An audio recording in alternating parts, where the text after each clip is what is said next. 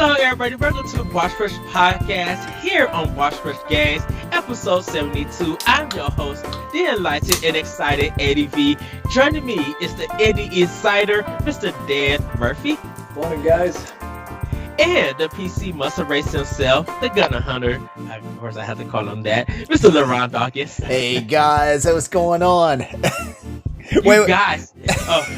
wait. What was that nickname for Dan again? Because I like that.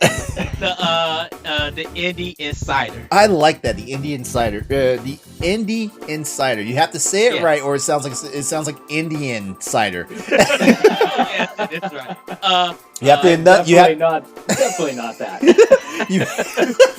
You have to enunciate certain things. our good friend David Laxby on Nintendo Power Block. He is the devastating dungeoneer because he's from another dungeon. No, it's from Zelda dungeon, and I'll be like that. And and thank you, LeRon, for doing it, coming up with names for Crossroads and stuff. He's just like, I'm gonna take his idea. No, don't worry about it. Like, go with it. I thought that was the format. I'm like, we were the newer show at the time, and I was like, looks like this is the format, so I don't want to break tradition from it. So I just kind of rolled with it. And the cool thing is, like, we don't always have the same name week to week. Yes. Like last week was the place. This week we were talking about PS5 stuff and like that, and I'm the only one in the Crossroads crew right now that has a PS5. So I was the dual shocker with dual senses. Yes. But I threw my hat into the ring for the PlayStation 5 for about 20 minutes. I was like, you know what? I'm done. I'm gonna wait till January. It's so frustrating. It's so frustrating. Like before I officially got my PS5, I was on Walmart.com's thing for the entire day. So because they had waves, they had a 9 a.m. wave, they had a 12 noon wave, a 3 p.m., a 6 p.m., and a 9 p.m. wave, where they were like, we have restocks ordered now. I did 4 out of the 5 waves, and I got fed up. Yeah. Yeah, and then now they're announcing that people probably won't be able to get one until next year. Mm-hmm. Actually, Sony. I need to see all the details, but someone just put out that Sony is working their hardest to make sure that there's allocations going into Christmas. So probably somewhere around mid-December we'll get a notification about allocations, and they said definitely there will be allocations once you get right past New Year's. So they're trying to hit the Christmas numbers on this. I know I told Jesse and Lorana, and then I probably told you guys that I'm skipping it. I decided not to go ahead and do for December, trying to look for it. I'm just going to wait till January or February. So I'm still doing Cyberpunk for Xbox One. Speaking of Cyberpunk, I'm hyping the CD Projekt Red right now. Yeah. Yeah. Shout out to CD Projekt. Yeah, me and Dan was actually talking about it, and we'll get into the topic, everybody. That we probably, I think that at the Game Awards they'll probably announce DLC, like expansion stuff for Cyberpunk on Thursday, at the Game Awards. So it'll be interesting to see what is, and I think Halo Infinite is probably going to be announced more. I think we'll see some more stuff at that. But for trailers and everything, I don't know. I agree with you, Dan. We were speaking about Nintendo not really having anything shown there. It may be indies a lot, but I think Nintendo related first party, I don't think there's going to be much there. We're not going to see anything first party related unless if we see a new system from Nintendo. Like, that's what it is. Right, because it'll besides Super Mario 3D World, plus Bowser's Fury and Bravely Default 2, that is the only 2 leading games that we know for next year at this time from first party.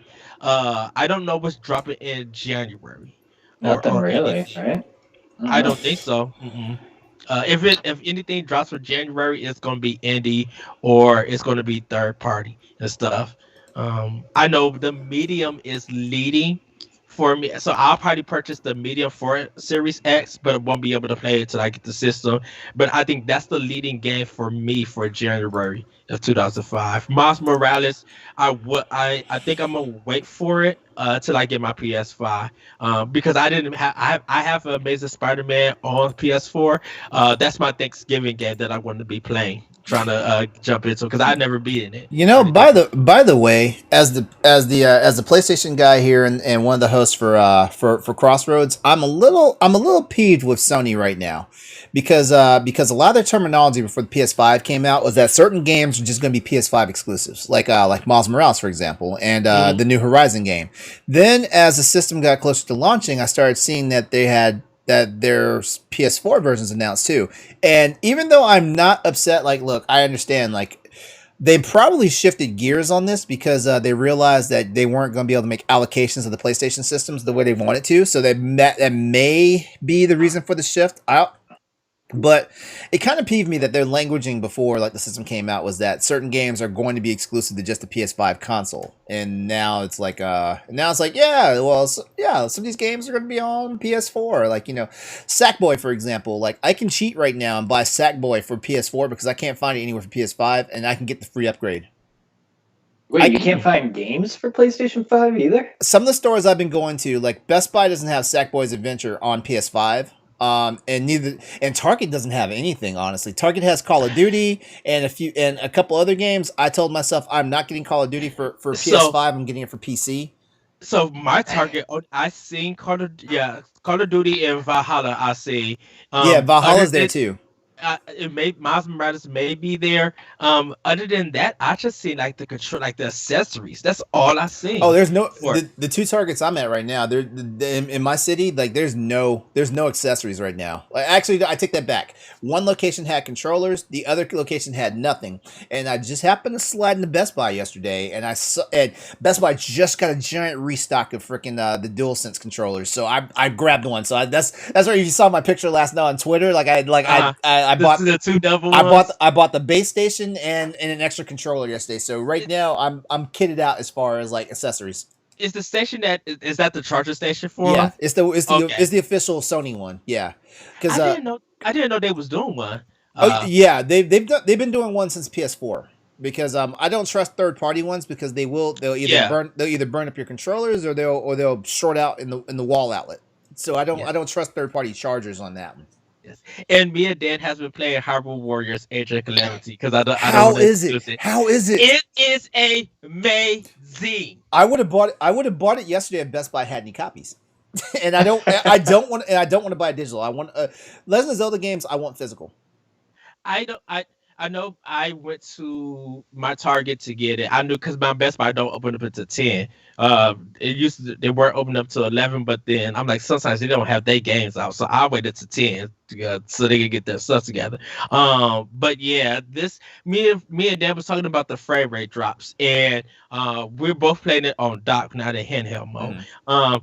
And I was explaining to him that in a lot of warrior games, if this is your first one, that genre has always had drops with the frame rate. It goes back to being normal and stuff, but the drops are when you're doing like some of the special moves and stuff. It's not when you're actually like, Let me say this. In this day and age, okay, back when Dynasty Warriors was fresh on PS2 and stuff, yeah, frame rate drops, I get that.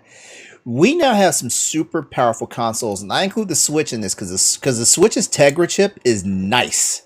There should be no excuse for ridiculous frame rate drops, on most any games. Like capped it, because I'm hearing like I need to look at the tech later, but I'm hearing that the game is already capped at 30 frames. I think so. Don't quote me on that. it's at 30. It's at 30 frames. Yeah. So in the demo, I kid you not, I think I was seeing it drop to like 12 frames on certain things, and that's what annoyed me with it. I was like, I can't play this anymore. I want to see more of it because I hear it's it's a deep demo. Like you get a lot of gameplay out of that demo. Yeah, so I was telling Ed, like, this is my first Warriors game, right?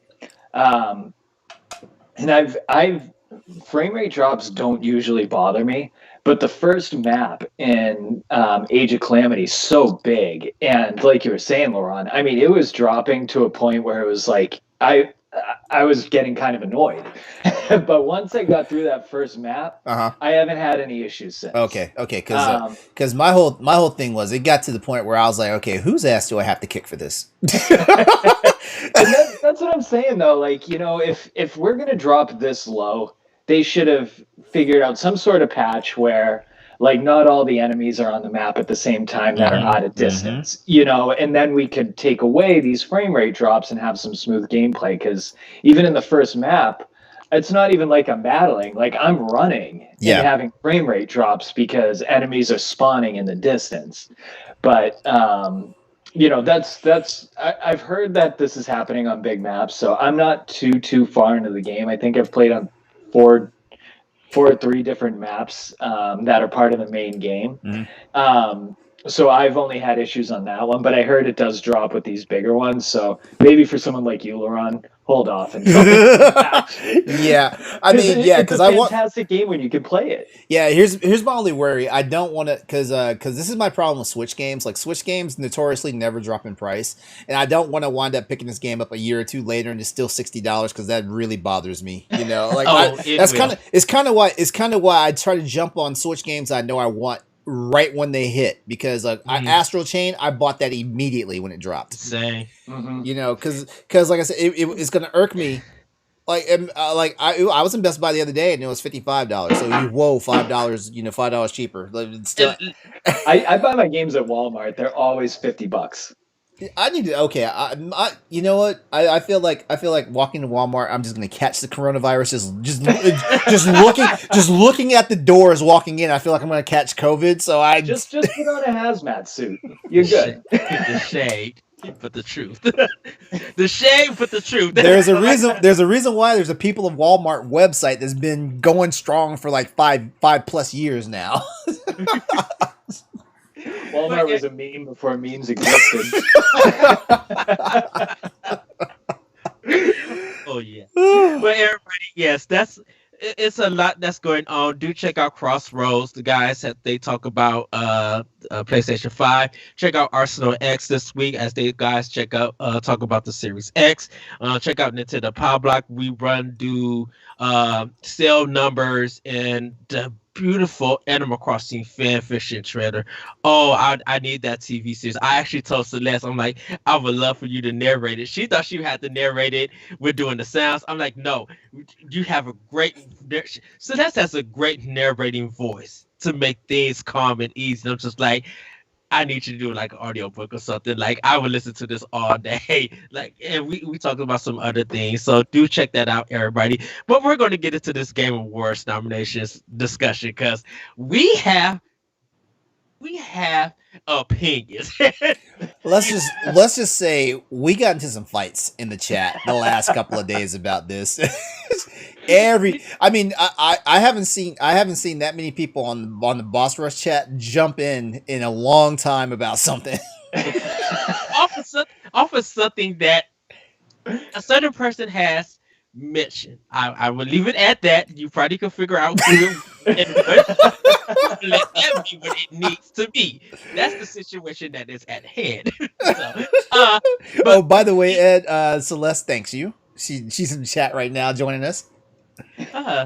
So that's hope you're having a great Saturday and everything. And yes, the molasses cookies pictures that you show, and thank you for sharing that recipe. And you guys, just to let you know that if you check out any of our podcasts and stuff into our chats, if you guys want to know what you guys are doing with Snacktendo, or if you got recipes and stuff that you think we here at Boss Rush would love to try out and do, share with us. We care about gaming, but we also care about eating and snacking in the right way. But we're going to be talking about some of these nominations.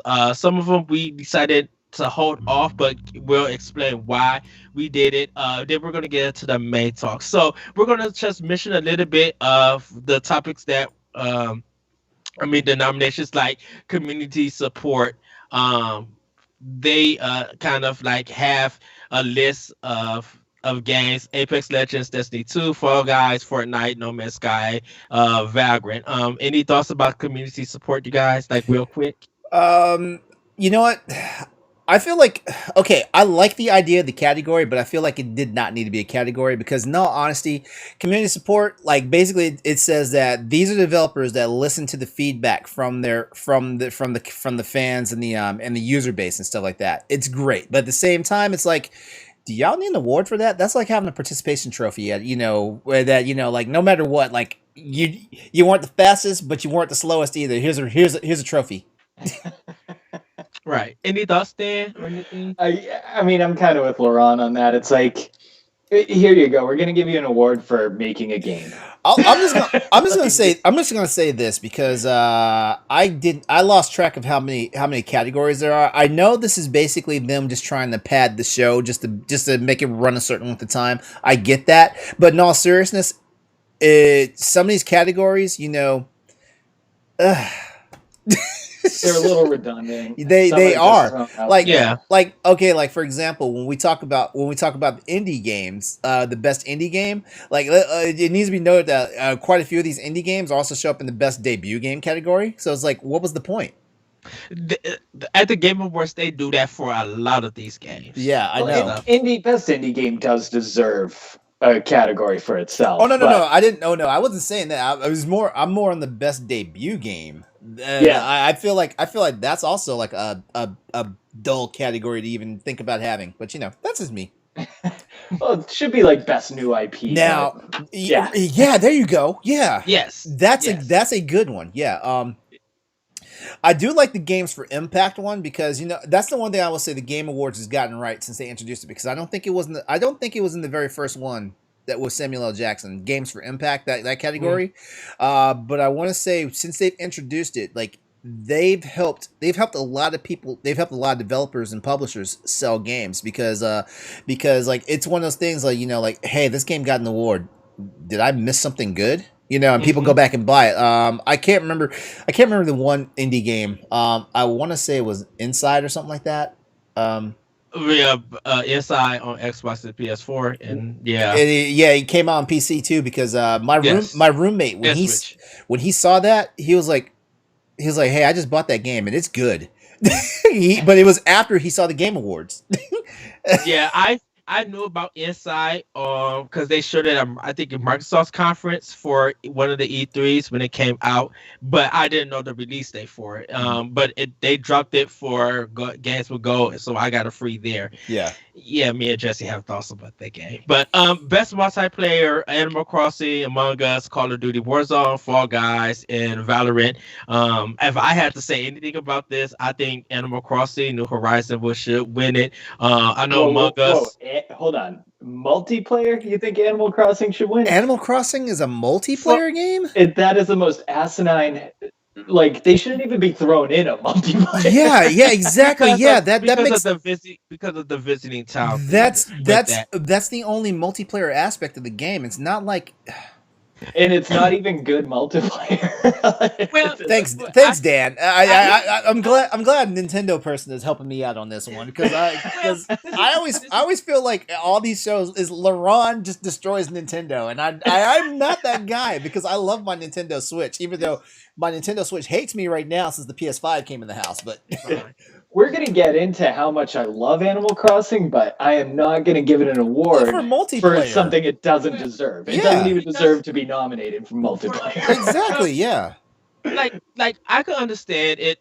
Okay, so if it doesn't win multiplayer, I would give it to Call of Duty Warzone because they have been doing a great job with their multiplayer with it. Among Us and Fall Guys, I know Among Us is popular and Fall Guys is somewhat popular. It was a big jump. Valorant, I really don't know much of. I think Animal Crossing, it was at a time when Corona hit us and we was like kind of stuck in. That was a lot of stuff that people were playing for a multiplayer game, visiting towns and stuff like that. So that's why I went. But what? Okay. So talk to me, the non Animal Crossing guy, because what exactly do you do when you visit someone's island? You could get like extra fruit, buy extra clothes, like get things that your island doesn't do. Do you interact with the other person that owns the island live?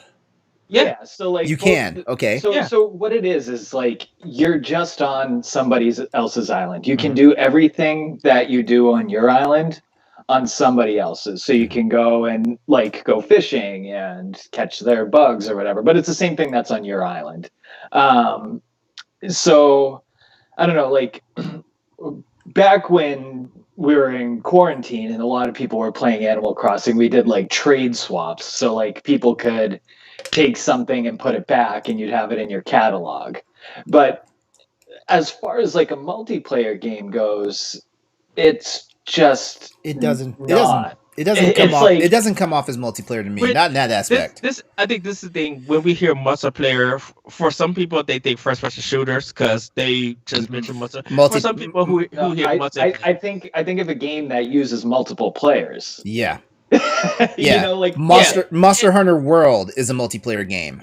right. But in all honesty, people might see that as a co-op game because you are invited. There's no co-op category though.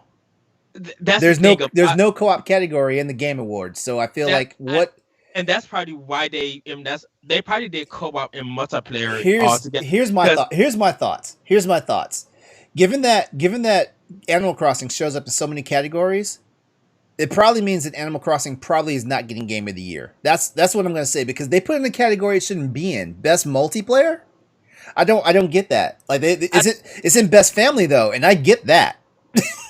Well, but this is the thing about it, and that when we mentioned during our talk, seeing our different timelines and stuff, it's just that when people were posting that their gates were open, people were going to it. So I think the multiplayer aspect of it is people going in, doing what they need to do, and then being able to leave. I'm not saying multiplayer as in you're in an arena kind of sense or anything. It's just that you have more people coming in to do something. This is confusing because, in all honesty, it sounds like the Game Awards is trying to redefine what multiplayer means. Right, because even with Among Us, that's not a really kind of multiplayer thing aspect where I mean you have to have multiple. I'm talking to multiplayer as in like doing something like Monster Hunter or doing something like Call of Duty. I'm saying that it's that kind of.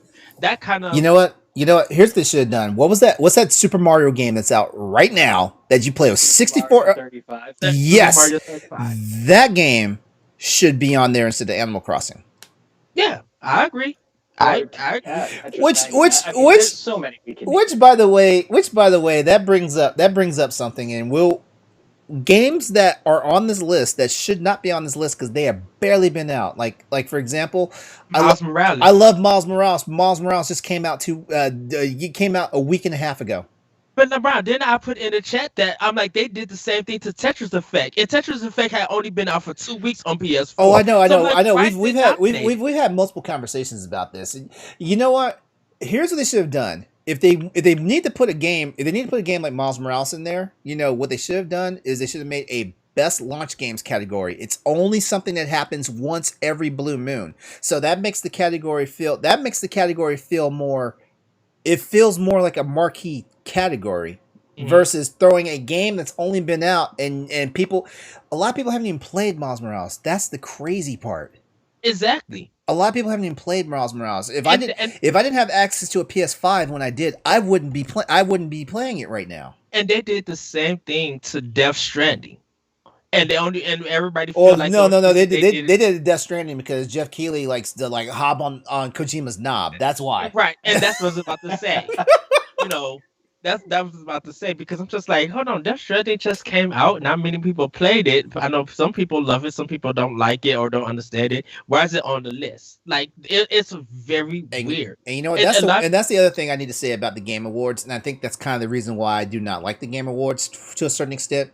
I pay attention to the Game Awards, but first of all, you got people telling me how I should play games. That's the one thing that's honestly the main reason why I don't like any type of these award shows, because it's like you have people telling you what you should be getting into, what you should be listening to, what you should be watching, what you should be, stuff like that. I don't like that idea. But the main thing that bothers me about the Game Awards is that you can look at these and you can tell that Jeff Keighley has his hands all over like what games show up where. And it's like, dude, like you produced the show, you put the show together and everything.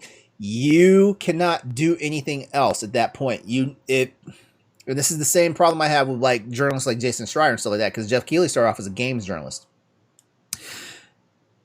You can write about a topic, you can talk about a topic, but you need to be as neutral as possible in the topics you talk about, because ultimately it's going to be one of those sink or swim moments for you. You're either going to sound like you're the number one fan, or you're going to sound like you're the number one enemy, and you have to be as unobjective as possible in this stuff. So there we go. That's my piece on that.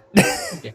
Well, we're going to get into best sim, best strategy. Crusaders King the Third, Desperados 3, Gears Tactics, Microsoft Flight Simulator, XCOM Chimera Squad. I would give this to Gear Tactics if I had to. If I had to choose, I would give it to Gear Tactics. By the way, I heard think a Among lot Us of is going to win multiplayer. Wait, who? Among Us? Yeah, I think Among Us is. It's either going to be Among Us or Fall Guys. I didn't get a chance to talk about the multiplayer, so I wanted to throw that in. I think Among Us is going to win. Our side tangents are getting. I'm just trying to produce. Oh yeah. Welcome to the LeRon and Ed show. I did. We're gonna do part 2 to late night. Watch games. I told this to Jesse. Because if this didn't happen, we were gonna bring topics to discuss, and it was gonna be topic takeout. Like we was all doing this like kind of Thanksgiving kind of thing. But the Game Awards happened. We had a discussion. I wrote with that. But yeah, for this best sim strategy, I would give it to Gears Tactics. Microsoft Flight Simulator, I haven't played, but it has gotten a lot of love, and it's the kind of review wise the leading game on PC.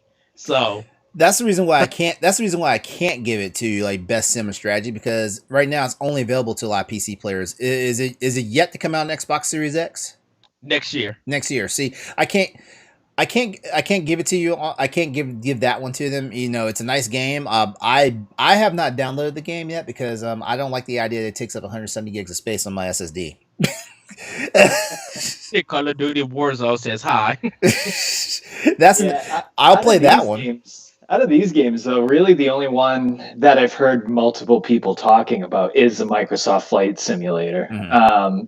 The other ones, it just seems like a lot of lukewarm reactions to it. So I think that'll probably take this one. Yeah, as much as the XCOM series is beloved, I haven't heard enough people talk about Chimera Squad, and I do have Gears Tactics from Game Pass, but I have yet to start it. I need to buy. I don't know if they did physical for Xbox, but I might do it digitally if it's on sale for Black Friday next week. By the way, speaking of Black Friday sales, the PlayStation Store start their early Black Friday sale, and I think I'm gonna jump on that Ghost of Tsushima. Oh, it's like $20 online at places right now too. Check. Wait, Ghost of Tsushima? Yeah, I'll send you a link. I think there was one of my friends just bought it for $20 online. I think at Walmart. Damn. Yeah. You know what? We keep talking about this damn Walmart place. Okay. Hey, I don't do anything else at Walmart except buy video games because they're always cheaper. Yeah. Okay. Yeah. Man, LeRon, do that. Hook it up. Get it together. I'm all for good. I'm always for great games for a good price for a good deal. Go ahead and do it because I need to get that Splatoon too. And yeah, there's some things from GameStop. I'll be like, I need some games right here. But content creator, mobile performance, best debut. Did you guys want to talk anything about that? Not really. Content creator. The only thing I'll say about content creator is when I watch the Game Awards, I'm gonna pay attention to how they correlate the content creator, because these are a lot of people that I've never heard of. Alana Pierce is the only one that I know. I haven't heard of any of them. I haven't heard of any of these guys, honestly, and that means I'm not following these guys. So I'm starting to think once again, this is one of these situations where I'm being told who I need to watch. Well, Alana Pierce, she's been at IGN and at Funhouse, and she both left there because now she's working at Sony at Santa Monica. She's going to be writing I think she's going to be writing God of War 2 or help them write that. Mm-hmm. So I knew of her work and her being a content creator. The other 4 or the other 5, I never heard of. I'm like, her? Now mobile is interesting, but I'm barely a mobile gaming, so I feel a mobile gamer, so I feel like I am not qualified to talk about this. You know, even though I have Genshin Impact and Call of Duty Mobile, but I don't play them. Yeah. I Best think day. Oh, go ahead. I think when it comes to mobile, like Genshin Impact, definitely a lot of people have been playing that. Yeah. I think Among Us, even though it's a 2018 game that came out and it just became popular for whatever reason this year, I think that one You know what? is. I think they're going to take it too, just because of how popular it is right now. That's what I think. You And know that, what? Yeah, That's and the I other thing think too. That's the other it thing it too. just brought so many people together during this quarantine where people can't really see each other and you got 10 people per screen. So I'm gonna give Among Us that one. That's the other thing too that kind of bothers me about the Game Awards. Like we got a game on here that's been out for over 2 years now, Mm-hmm. and that kind of bothers me because technically it should have had its moment to shine in its first year. Like, does that mean we're going to have games that Does that mean eventually Among Us might show up in the best ongoing game category? Well, I mean, when you think of Among Us, are you going to think of Among Us 2 years ago, or do you think of it as a 2020 game? Among Okay, Us. okay, I'll give you that. I like that logic. I'll give you that. You know what I mean? Like, just because it came out 2 years ago, there's probably 20 people playing it. You know, so like this year in 2020, Among Us is one of the best mobile games. Okay. You know, Yeah, I think that's kind of where they go with it. it's true. I log on to Twitch sometimes, and all I see is Among Us stuff, and it's like, wow. Yeah. I was like, y'all were talking about Fall Guys last week. What the hell? Exactly. Yeah, there was a The big new shift. fad. That It was is a the new big fad. shift. Best debut game, Carry On, Mortal Shell, Roger Ancient Epic, Roki, and Phasmophobia. I would give it. I love Carry On. I love how that looks and everything. I would actually give it to Raji Ancient Epic. I heard a lot of great things, and it's good to see that this Indian developer come together to make this game like this, and they got a lot of good sales and praise when it hit Wait, to wait, the wait. Indian as in Hindu. yes. Okay, because I was like, wait, are we doing the Indian thing again? I'm for the Indian thing. I've always said Native American. I'm, I'm, I'm, I'm sorry. It's just sometimes my brain latches on to certain things. You know, like how sometimes we have like random bouts of dyslexia, even though we have never been dyslexic in our lives. It's kind of one of those things. Yeah. Yeah. Raji, Ancient Epic. If I had to give, I voted for this, and I can admit that I voted for this game. I love Carry On. I love what it does. I think it's still an excellent game that people should play. But by the way, how long is the voting? Is the voting still going for this? Because I haven't cast any votes because me personally, I have a problem with the Game Awards, so I don't know if I'm going to cast any votes. But when's it closed? Just so our audience knows. The closing, I don't know. They'll probably announce it. So they haven't set like dates for when. Yeah, but let me look it up.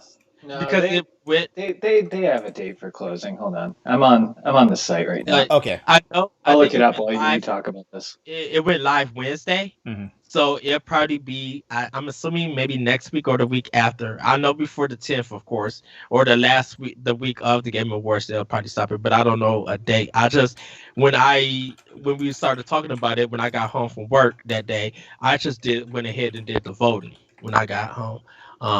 About it. But we're gonna get into anything else, you guys. Did you want to say what you would pick, or take a look at it, or do you guys want to get into the main topics? I would go with Raji for the best debut. I think that is like just one of the more diverse and wonderful games that came out this year. So I'm glad they got a nominee. It's good to see that there. You know what? If you guys are mentioning it, then I guess I need to take a look at it.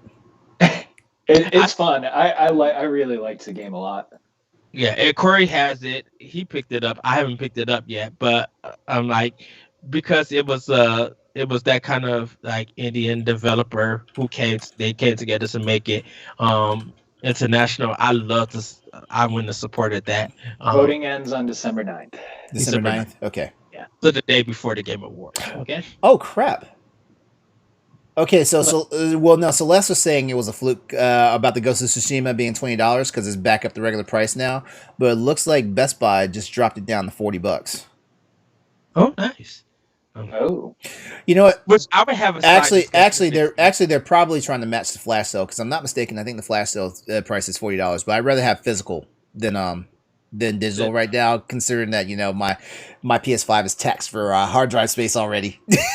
I no, well, no, we we would did have it. a side discussion about Ghost of Tsushima. Well, no, we did it. Well, the reason why I filled up my hard drive is because Austin and Nelly asked me when we did our show this week for PS5. They asked me a whole bunch of questions, and they asked me if I could just fill up the hard drive just to see like how the space gets allocated for everything. And so it was an interesting discussion because I was able to put a total of 10 PS4 games and 4 PS5 games on the system before it started yelling at me like you need space. So, like about 14 wow. games, which yeah, I could see that. Yeah, Shoot, and all the PS4 games are all digital. So they were the ones that I got off of the collection, the PlayStation Plus collection, or games I already had downloaded, or I purchased digitally previously from my PS4. I feel what Call of Duty is going to do for that system without an external hard drive. If no one doesn't have it. Well, yeah, but honestly, the best version to buy is the PS5 edition because the PS5 edition will also get you the PS4 edition. Well, yeah, but I'm talking about memory space. Oh yeah, yeah, storage space, yeah. Yeah, we're just honestly we're just waiting for honestly for a lot of people like me, I'm just waiting for them to go ahead and stop the hardware lock of the M.2 slot, Okay. so I can spend $400 for a 2 terabyte M.2 SSD. Yes, everybody. That's tight. That's TikTok. So, we're gonna get into the main talk because I know we're running on time. Family game. We're gonna start with. So I even though LeRon got on me because he's just like he only want to talk about it because it's a Nintendo game. I'm like, no, it's because it's for balance. Because probably with most of these games that we're going to talk about, a lot of it is kind of almost the same thing. So, best family, the nominations are Animal Crossing: New Horizons, Crash Bandicoot 4, It's About Time, Fall Guys, Mario Kart Live Home Circuit, Minecraft Dungeons, and Paper Mario: The Origami King. Uh, so How's Paper Mario a family game? That should be an RPG, right? Well, that's what I was going to kind of bring up with this topic because you can like the two ways I define family games are either wholesome or multiple people can play it. Yeah. Together. And Paper Mario doesn't really fit the whole family vibe on that. So, with the family games, I think I voted for Animal Crossing because in a household, everybody can play it and everybody can have their own customization with the island. It's made for everybody, and generally everybody who plays it loves it. It doesn't matter what age you are.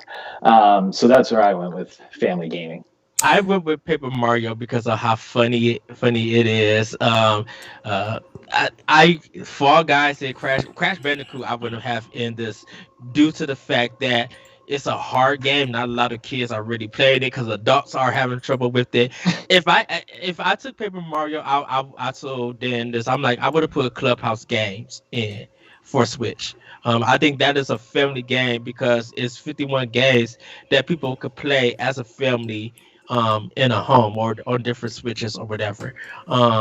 But I went with Paper Mario. I think Animal Crossing is too casual of a game to be a family game. I don't know who's really playing Minecraft Dungeons as a family and Mario Kart Live Home Circuit.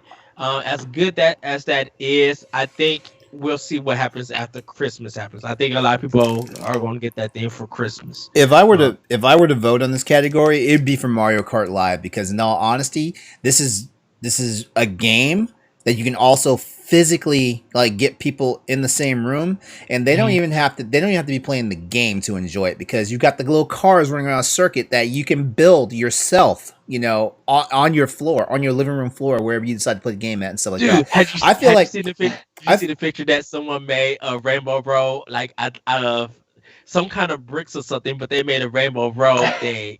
no, For I haven't it's a seen. nice picture. In my opinion though, like I feel like that's the game that most deserves that award.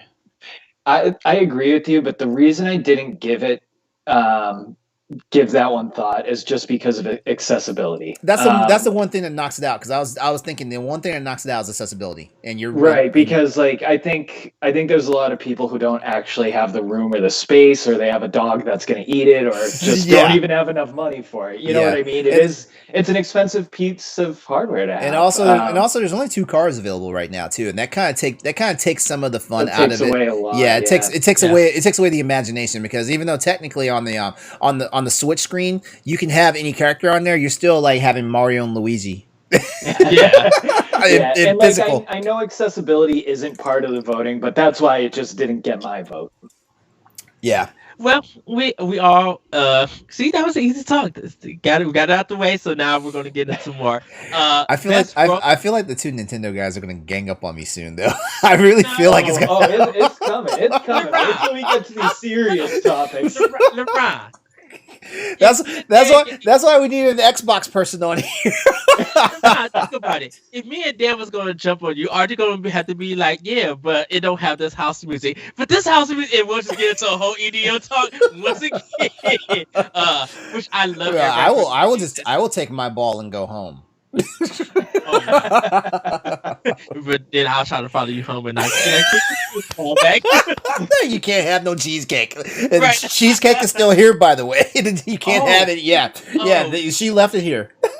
Show me a I told you to send me a personal pic. I don't care to Instagram. You know what? I will send you a picture. Because my next slice is going to be very immodest. It's going to be like I was being conservative last night with the cheesecake, but all bets are off tonight. I've never taken a food picture until Ed basically asked for one every time I ate. I know. I'm like, dude. And then I was like, you know what? I'm gonna do it for him this time. I'm like, dude, you were getting in the way of me eating it.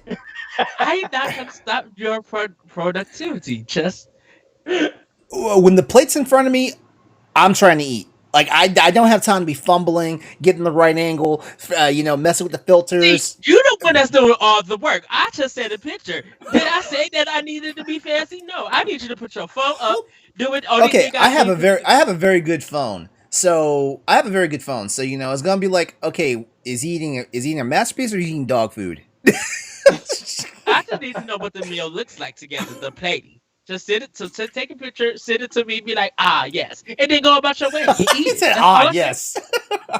All right, next category. Everybody, that has been your snack dinner for today. Best role-playing game: Final Fantasy VII Remake, Genshin Impact, Persona 5 Royal, Wasteland 3, or Yakuza Like a Dragon. Okay, let me just go ahead and put this out here right now. Wasteland and Yakuza should not be on this list. They're too new.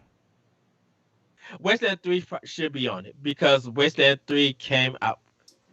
Wasteland 3 has been out, I think, in September or August. Okay. If it's that length of time, yeah. But Yakuza Like a Dragon just came out 2 weeks ago. Yes, I will replace that with Xenoblade Chronicles Definitive Edition, because a lot of people. The problem with that is that's which is also why I think Final Fantasy VII. Okay, Final Fantasy VII Remake, in my opinion, barely gets a slot here because I'm playing Final Fantasy VII Remake right now, and it's like, man, like there's a whole bunch of new stuff in this game that just takes it to a new level. I had started, but I haven't started it yet. Well, the thing with Final Fantasy VII Remake is, neither of you beat it, right? No. All right, I'm gonna keep my mouth shut, but it is a different game. Yeah, it is. It is like it's not definitive edition to the point where they just don't have enough games for role playing of the year. So I think definitive edition. You know what? You're right. Does belong over Yakuza, but it's just a reskin of hardly even a reskin of a 10-year-old game. Yeah, exactly. Yeah, I would. I could put that in good faith. Like I would take Final Fantasy. Well, I would take Persona 5 Royale and Like a Dragon. Persona 5 Royale because the Persona 5 got nominated when it came out. I would have put Trials of Mana because that came out as a role playing game, and I would have put. I don't know if I could. Wait, Trials of Mana. Trials of Mana technically is a remake. Right. Same thing with Final Fantasy 7. So why would 7 be in there? Trozamena would not. And don't forget, Trozamena never came to America. So their reimagining of it is a whole different You know game. what? This is what I hate about the Game Awards. Like it's just one giant slippery slope, in my I really opinion. feel like, to be honest with you, LeBron, I really feel like they just threw a whole bunch of games together to make this list. That's every year though. That's every year. How long has the Game Awards been a thing? 5 or 6 years Yeah, or something. and I feel like every year it just thrown together. It's like it is like, you know what? Okay, we can't anticipate when games come out, but they should. But okay, in 2020, they should already have a plan for 2022's Game Awards. You know what I mean? That's how far out they need to be planning and stuff. You know, Yeah, Mm, I mean, I would. you can Go ahead. only play with the games that that are out. that are out. So like like look at Cyberpunk. What's Like it's just delay, you delay, know? delay. If you got your plan. Well, here's what I know for sure. Cyberpunk it came out on time. It would be on this list, and that's too soon. And it will. It's to me. So I think Cyberpunk is going to be Game of the Year of 2021. Like for the show, I don't know. I don't know because if the problem I'm seeing is like we don't know what games are coming out next year. yeah, Well, So the there's a thing is, the good Game there. Awards should just be in February. You know what I Yeah, mean? For after the all the holidays, holidays after the for the holiday gamers. season, after the yeah, holiday Yeah, season. Yeah, and then exactly. we have actual time to play every game that came out, and we know what's out in 2020, and Yeah. there's none of this gray area where it's like the matriculation date is November 12th for a December but 10th show. I think I give it to Wasteland. I would give it to Wasteland 3. hmm I wouldn't give it to Genshin or Final Fantasy or Persona or Yakuza. I would give it to Wasteland 3. I Based heard on a lot of great based things. on what I'm doing, based on what I'm doing, what I'm dealing with right now, I'd have to say Final Fantasy VII remake. There's just is the game feels fresh, and this is coming from a guy who played over 1,000 hours of the original Final Fantasy VII. The game just feels fresh. And, you know, it's like there's familiarity with it, and then there's nostalgia, but all this new stuff. Oh my! Just the once in a long where Cloud ran that dude out of town. I'm like, whoa. that was LeBron, I that haven't was played it yet. I Hush. didn't spoil anything for you by saying that. You don't know who this character If you is. played Final Fantasy VII, you get it. Hold on. But If you play Final Fantasy VII, if you play Final I Fantasy did. VII, the fact that I mentioned that did not spoil anything for you because guess what? It's something brand new in the game. I just gave you something that you should be looking forward to. That's not a spoiler. so I'm giving my vote to Final Fantasy VII Remake. I think that game. I mean, this has been anticipated for 6 years before it came out, Mhm. Uh, and it felt new. The battle system was pretty flawless. Graphics were phenomenal, and I think the narrative of the story and where it went towards the end is really. It was just a new, fresh concept, and overall, it was just a really good game. I don't think the other ones are even close to Final Fantasy VII when it comes to a role playing game. So that yeah, gets my and I votes. mean, Yakuza Like a Dragon is a pretty fresh game. I like it. I should buy it. But I will and say with Yakuza is that I've been seeing a lot of the cutscenes. I haven't really heard anyone say about the battle system. So that's my buddy Doug has been playing it, I've been watching his stream, and I was like, you know what, your stream made me want to buy it, and he's a Yakuza fan, and he's like, man, yeah, this is something completely different. yeah. So It looks really good. I will say, and plus, like if you buy it for PS4, you get a free upgrade on PS5. So there you go. But Awesome. if you own Series X, you already got it on Game Pass. So Wait, it's on Game Pass?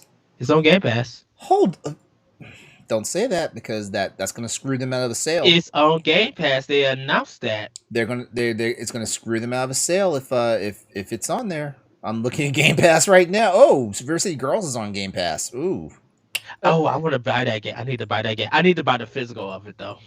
Of it. While you looking that up, so Lamar, you got Final Fantasy 7, Dan, you Mhm. got Final Fantasy 7, I got Wasteland 3. So we're gonna go into best action. It's Doom Eternal, Hades, Half-Life, Alex, Neo 2, and Streets of Rage 4. I think I gave this one to Hades. I have Neo 2, but I haven't started yet.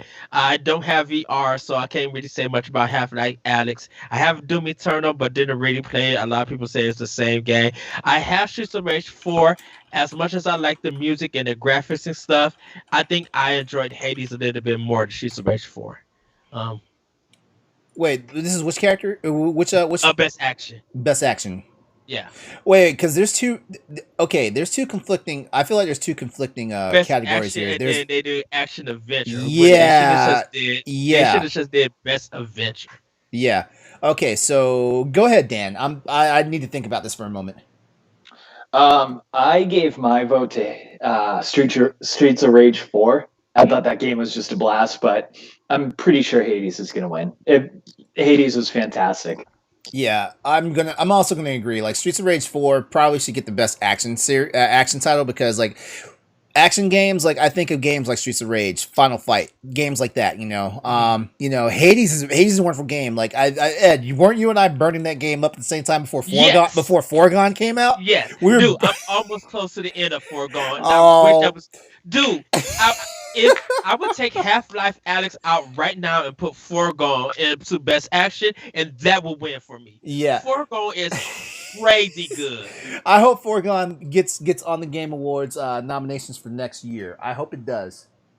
Yes. But you guys go with Streets of Rage 4. I'm going with Hades with that one, both games, I feel like both games deserve it. I own Streets of Rage for digitally and physically since limited run games didn't give my game to like 2 months after it came out. I was just like, no, I gotta play this one. We're going to jump into best action adventure: Assassin's Creed Valhalla, Ghost of Tsushima, Marvel Spider-Man Miles Morales, Ori and the Will of the Wisp, Star Wars Jedi Fallen Order, and Last of Us Part 2. Okay, let me start. Let me start here because there's two Go ahead. games. There's two games in this list that should automatically be disqualified: Valhalla and Miles Morales. Yes.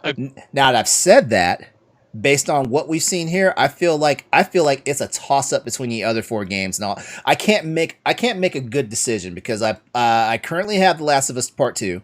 I've played and damn near beaten Star Wars Jedi Fallen Order.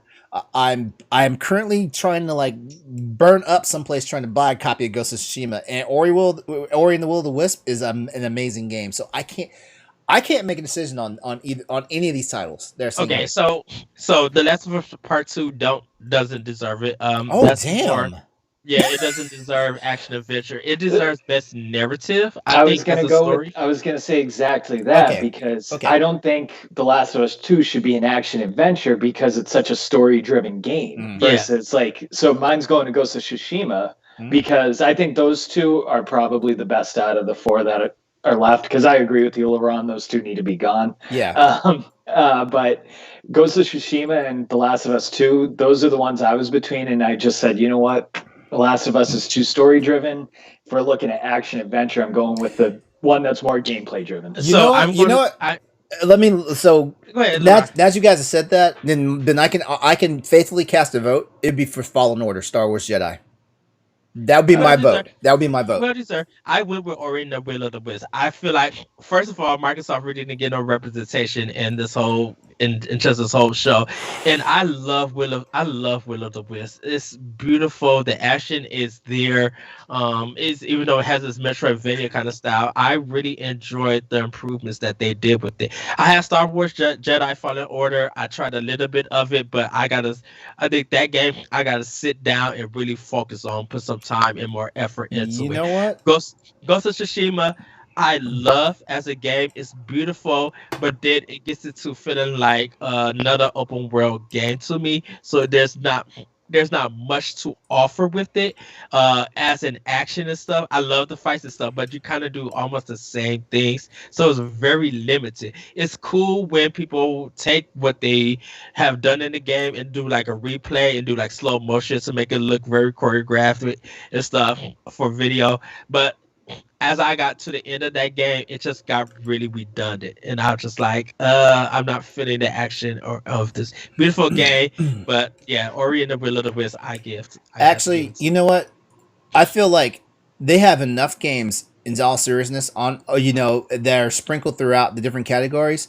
Why is there not a best platforming game category? Why is there not in there? because Because they will, But they no, because Ori and the Will of the Wisp would automatically win that title. That's why I'm asking why there is none. Because in all seriousness, let's look at this. Crash Bandicoot's in there. Ori's in there. I gotta look through all the games that are listed here, but they have enough games among all these categories to have made a best platforming game category. Yeah, Agreed. agree. I agree. Well, we're gonna move on to best art direction. Final Fantasy VII Remake, Ghost of Tsushima, Hades, Ori and the Will of the Wisp, and The Last of Us Part Two. Now, this for art direction, I would give to The Last of Us Part Two. I'm sorry, like Ghost of Tsushima is beautiful, but it's beautiful in a color stance. Looking at all the beautiful colors and how they all coordinate. Hades has a great art direction, like art look with this cartoon kind of anime graphics, or in the Will of the Wisp looks beautiful, like almost as a painting. Final Fantasy VII Remake is just it's beautiful because it looks like almost like the movie that they did, Final Fantasy Spirits with not Spirits Within, the other one that they did. Advent Children. Advent Advent Children. Children. Yeah, it looks like that, but better with production. Just looks beautiful. But the Last of Us Part Two, the sceneries, the character models, even though it's kind of like depressing and everything, looking at Seattle and all the water and just different parts of that, I was really shocked. I really would give it to that for art direction. As a fan of the Last of Us series, I can't give art direction to Last of Us because in all seriousness, The Last of Us 2 basically looks like just an update to The Last of Us 1 as far as like the scenery and everything. The original Last of Us blew me away with their art direction and stuff like that, but like I just see The Last of Us 2 as being more of the same with a little more glitz and glamour. Um, out of all these games on this list, I say it's a fight between Ori and Ghost of Tsushima. And the reason why now Ghost of Tsushima that looks like poetry in motion. In my opinion, it does, Mhm. and it's just one of those situations where I feel like best art direction is kind of subjective. It's based on the person that's viewing it. In my opinion, all five of these games on this list are great. Yes. I feel like The Last of Us Part Two is kind of like just a throw in my opinion, and that's me as a Last of Us, Uncharted, Naughty Dog fan. That's me saying that. Hades is gorgeous. Hades is gorgeous, but I feel like Hades has time to shine for a while because this is one of those games you had early access, open beta to. It Oh, has Epic Games. it has time to shine in my opinion. Like Ghost of Tsushima, like it's beautiful. Ori is beautiful. Remake, that's Advent Children. Okay, so Advent Children had two releases, Advent Children and Advent Children Complete. This is like Advent Children Max, in my Yeah. opinion. Max Plus. Yeah. Deluxe. I'm gonna go with Hades. I think Hades is so. In my opinion, I think like these beautiful 3D graphic of like Final Fantasy VII, The Last of Us, and Ghost of Tsushima. I think it's really hard. Like LeRon said, it's subjective. In my opinion, I don't see that as like an art direction. So when I look at Hades, I see a unique art that I've never seen before.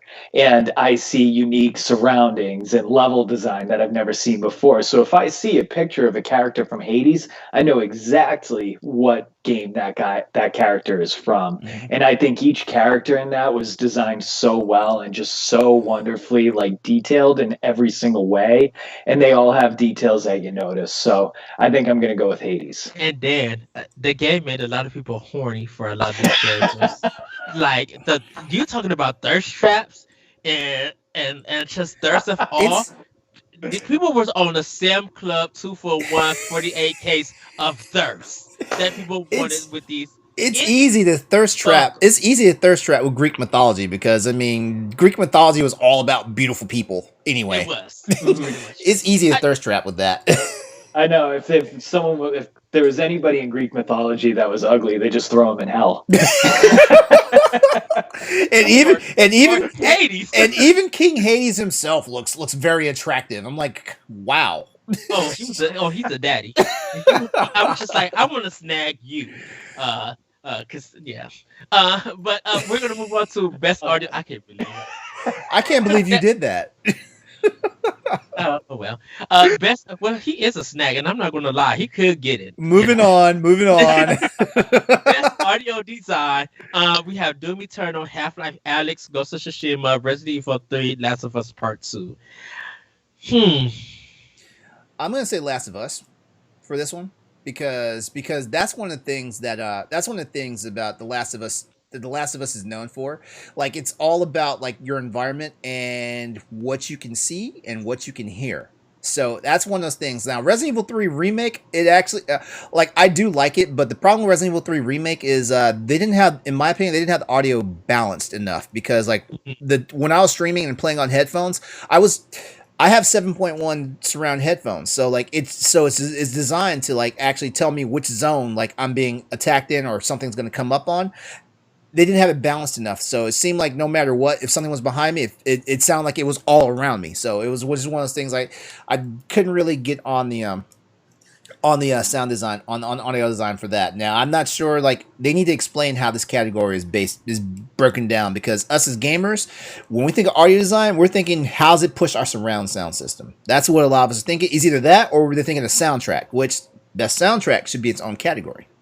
Yes, Doom Eternal. I gotta play enough to hear it. I know. I would say it would probably be the music and maybe some of the gun sounds. I haven't played Half Life Alyx, so I don't know. Ghost of Tsushima. I would pass on as audio designs, like listening to like the characters and the music and stuff. It's just like, it doesn't really do nothing for me. Resident Evil 3, I have really not much to say against it, only because I didn't play it yet. I got to install. There was a lot of stuff I was playing when it came out. The Last of Us Part 2, since I play a lot of that, and I played a lot of that with my headphones, listening to it, man, the performances, the audio, listening to the dogs, listening to how they screaming yards away. Where'd she go? Get her? Go around the like hearing all of that and getting a lot of stuff, make the intensity really there by listening to it. Man, like The Last of Us Part 2, they did a phenomenal job. And definitely, I would say this: Sony knows sound. And I think working for a company that is known for amazing sound, phenomenal sound, they had to be working within to get that good surround sounding in this game with The Last of Us Part 2. Not a knock against Ghost, but The Last of Us Part 2, I would give to best audio design. Out of the two game, I mean, out of all these games, I've played two of them, Ghost of Tsushima and Last of Us 2. For all the reasons you guys said, I'm just going to go with Last of Us 2. Yeah, like I said, I own Resident Evil 3 and Doom Eternal. I just got to sit down and play them and everything. I went and got them, supported them, but then Animal Crossing came out and then Trials of Mana came out because I was waiting for Trials to see if I was going to like it and get into it before I popped in Resident Evil 3. So that's me. That's best audio design. Esport game. I don't got the list up just yet for esport game, but do we really do we have anything to say about esports game or anything? This is best esports game. Yeah. Oh, so it's Call of Duty, Modern Warfare, Counter Strike, Global Offensive, Fortnite, League of Legends, and Valorant. Why is CS:GO? Actually, never mind. Never mind. I can't say it like that because we have games that are basically ongoing games, so it doesn't really matter in my opinion. I'm gonna say it's a toss up between Fortnite and Call of Duty Modern Warfare. Call of Duty Modern Warfare, I say it edges out because it's got the Call of Duty name, and that's probably why it has so much fan appeal. I'm gonna go with Call of Duty Modern Warfare because everything else, Fortnite, I really don't think I haven't seen a big community sports like esports game with that. League of Legends, I think is good, but it does nothing for me. Valorant, I haven't seen no one really talk about that for the esports community, and I don't know much about CS:GO, so I'm just gonna give it to Call of Duty Modern Warfare. I mean, I'm gonna just exclude myself on the esports stuff. Like I've hardly played any of these games. I don't watch esports. It's something I really have no opinion on, and nobody wants to listen to my opinion on it. It's all good, man. And that's why I said because we're not knowledgeable with it. I went with the safe thing with this one, so I happy that Call of Duty was in it because I don't know anything else. And Fortnite, I still think that if you can play Fortnite, you should be able to get through Mega Man 2 without no problem. But that's just me. All right, there we go. Fair enough. So, best fighting, Grand Blue Fantasy versus Mortal Kombat 11 Ultimate, Street Fighter 5 Champion Edition, One Punch Man, A Hero Nobody Knows, Under Night in Birth, XEX, EXE, Late CLR, I think that's the name, weird Japanese name. I, yeah, I'm just gonna go with Street Fighter 5 Champion Edition. I I would say Street Fighter Five Champion Edition, but there's been so many problems with the game's netcode and stuff like that. There's also been problems with there's been problems with with the Capcom Cup and all that stuff. I'm gonna say honestly, it's Mortal Kombat 11. I went with Mortal Kombat 11, but again, I've only played two of these games: Street Fighter 5, Mortal Kombat 11. Both of them had their issues. Like Mortal Kombat 11 was tough online, Yeah. but I think just fundamentally, Mortal Kombat was a better game in my opinion. I it's I oh I have a lot of friends there. I have a lot of friends that are in that are in the esports arena, especially for fighting games stuff like that. And a lot of them do play Street Fighter, but they have some of the most they have some of the most complaints about Street Fighter as well, as far as like some things that were handled and stuff like that. And also the main producer I can't remember his first name, but it's Ono. He stepped down recently. I think it's mhm, more or less for illnesses and stuff like that.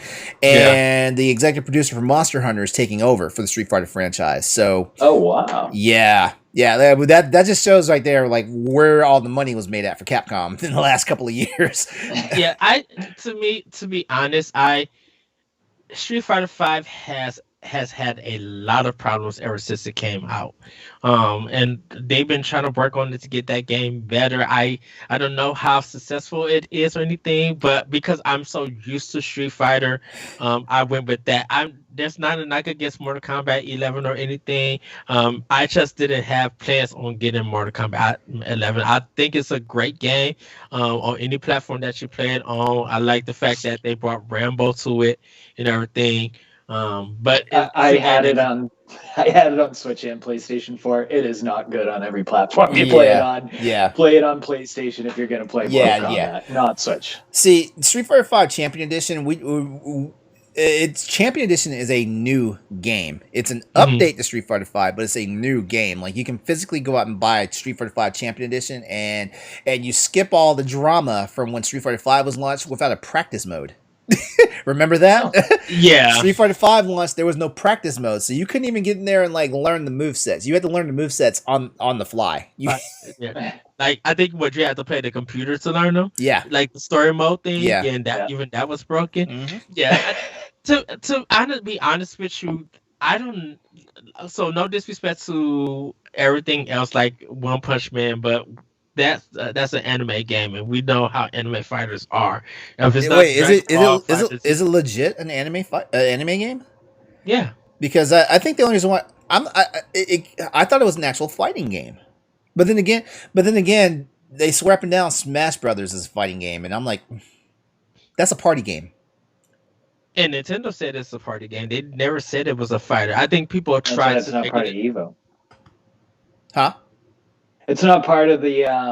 Is it Evo the fighting Yeah. Yeah, esports? Well, Yeah. yeah, no. They've had it a couple times at Evo, yeah. but Evo, but but yeah. Nintendo being Nintendo, it's kind of a hat toss when it shows up for Evo.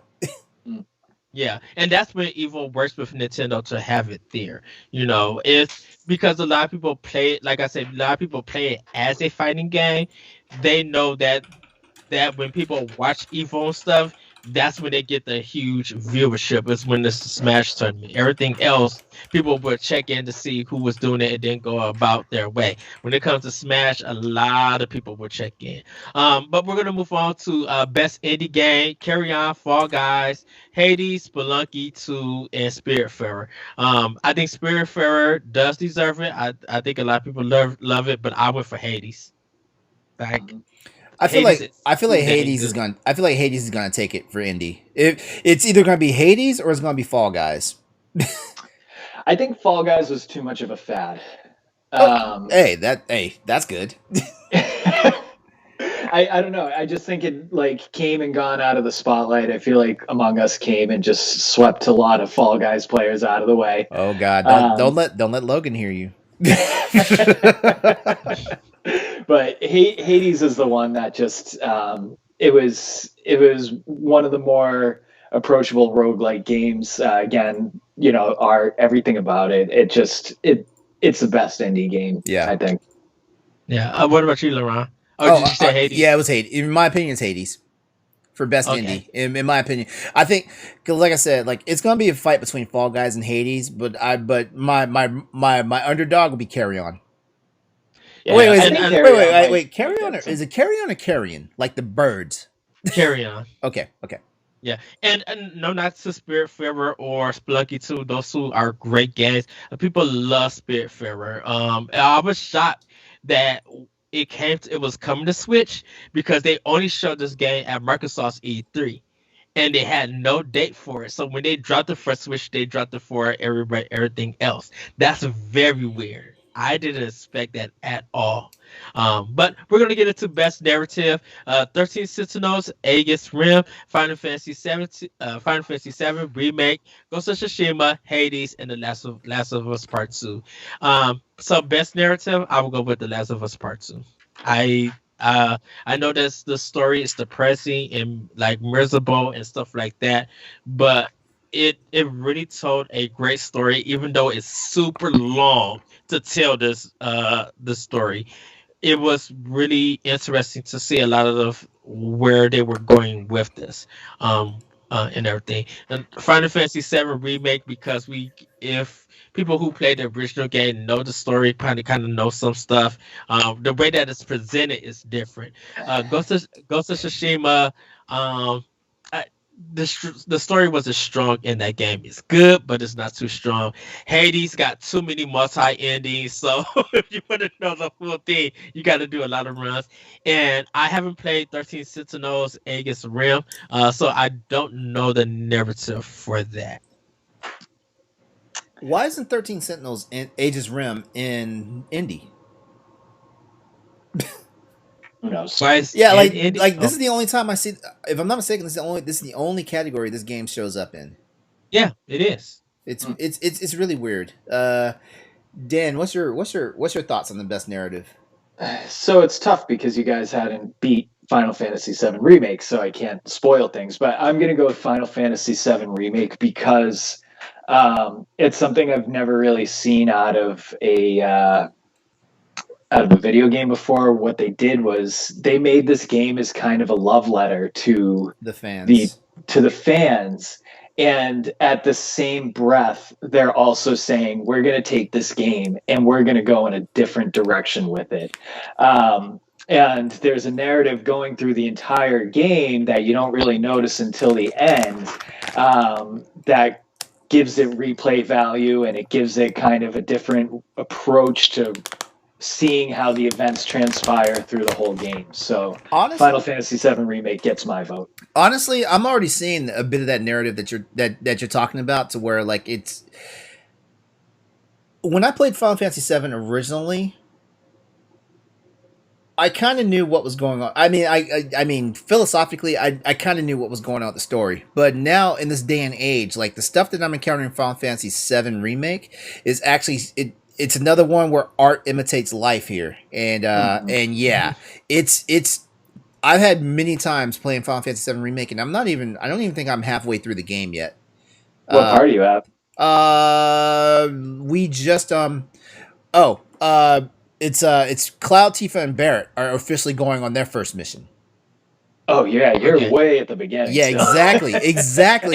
I've met Aerith, but she's not part of the party yet. You know, I've done basically the flower girl moment that seems to be a trope in like Final Fantasy games nowadays. Yeah. And then and then I will say I am playing the original Final Fantasy VII, but I like I said I own remake. I was at, What? in Wait. actuality I I'm wasn't. curious. Why are you playing the original Final Fantasy VII? Why? It's been a while since I went through that game, and I have it on PlayStation 4, and I was just like, you know what, this has been on my system for years.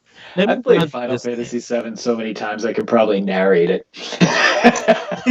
Yeah, and definitely for me. It's just been a long time since I played it, so I just feel like playing it, like a good old school RPG on PS4, Right. um, So and just everything. just to And clarify though, hold on, Dan, before you go. 7 and 7 remake are different narratives. Yes. Okay, Yes. yeah.